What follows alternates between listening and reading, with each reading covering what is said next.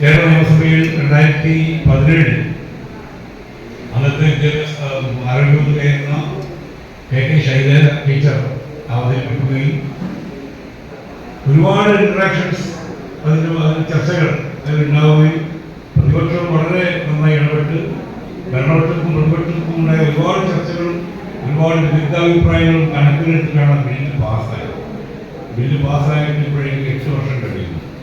8 വർഷമായിട്ടും ഈ bill implement ചെയ്യാൻ പറ്റാത്ത, നടപ്പിലാക്കാൻ പറ്റാത്ത ഒരു വൻ പരാജയമായി മാറി പുതിയ ആരോഗ്യവകുപ്പ് കൈകാര്യം ചെയ്യുന്ന മന്ത്രിയും മന്ത്രിയുടെ സജ്ജീകരണം ആ ഡിപ്പാർട്ട്മെന്റ്.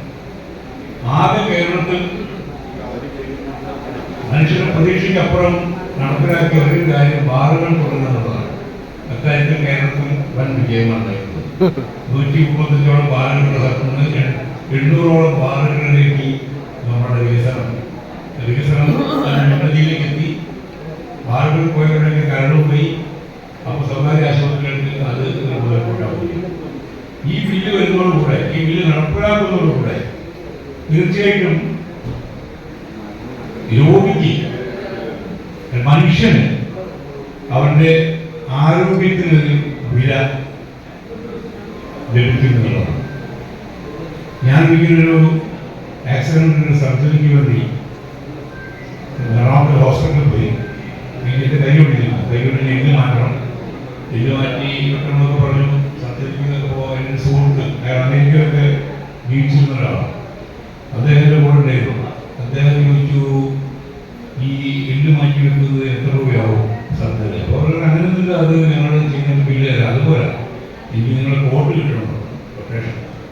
ഇതൊരു 2000-ലാണ് സംഭവിക്കുന്നത്. അപ്പോൾ ഞാൻ അനുഭവപ്പെട്ടു. കാരണം ഞാൻ ആദ്യമായിട്ട് കേൾക്കുകയാണ് ഇങ്ങനെ ഒരു ഓപ്പറേഷൻ മുമ്പ് നമ്മൾ ടെൻഡറൊക്കെ വാങ്ങുന്നതായി കൊട്ടേഷൻ.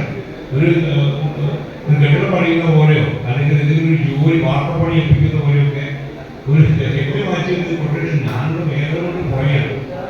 അപ്പോൾ അതിൻ്റെ ഭാര്യ പറഞ്ഞു, എന്ത് മനുഷ്യനാണ്, സർജറി പൈസ നോക്കണം, പെട്ടെന്ന് ചെയ്യണ്ടേ, ഇയാൾക്ക് നല്ലതാണ്, നിങ്ങൾ എത്ര വരും, ചിലർക്ക് വരും അറിയണം. അങ്ങനെ അവസാനം വളരെ നിർബന്ധത്തിൽ വഴങ്ങി പ്രൈവറ്റ് ഹോസ്പിറ്റലാണ് 75,000 രൂപയാണെന്ന് പറഞ്ഞത്. അപ്പോൾ കക്ഷി കോഴിക്കോടുള്ള മറ്റൊരു സ്വകാര്യ ആശുപത്രിയിലേക്ക് വിളിച്ചു ചോദിച്ചു, കേരള ഓണായിട്ടുള്ളതാണ്. അപ്പോൾ അവർ പറഞ്ഞു, ഞങ്ങളത് 35,000 ചെയ്തു തരാം. അപ്പോൾ എനിക്ക് പുതിയൊരു ഇൻഫർമേഷനാണ്. ഇങ്ങനെ ഞാൻ ജീവിതത്തിൽ കണ്ടിട്ടില്ല നേരെ വിളിക്കുന്നത്. അപ്പോൾ ഞാൻ പറഞ്ഞു, അത് വളരെ മോശം എക്യുപ്മെന്റ് കഴിഞ്ഞു, അവിടെ ഉപയോഗിക്കാൻ അവിടെ വേണ്ട, തകരാറാണ്. ഒരു തകരാറില്ല, സെയിം സംഗതി തന്നെയാണ്. ഞാൻ അപ്പോൾ നോക്കിയിരുന്നത്. അങ്ങനെ അവിടെ ഒരു കാറിൽ കൈ പുറത്തൊക്കെ വെച്ച് ഈ ഹോസ്പിറ്റലിൽ വരുന്നു. ഹോസ്പിറ്റൽ തീരെ ഭയങ്കര മാർക്കറ്റിങ്ങിനെ അവർക്ക് കൂടാതെ പറഞ്ഞു.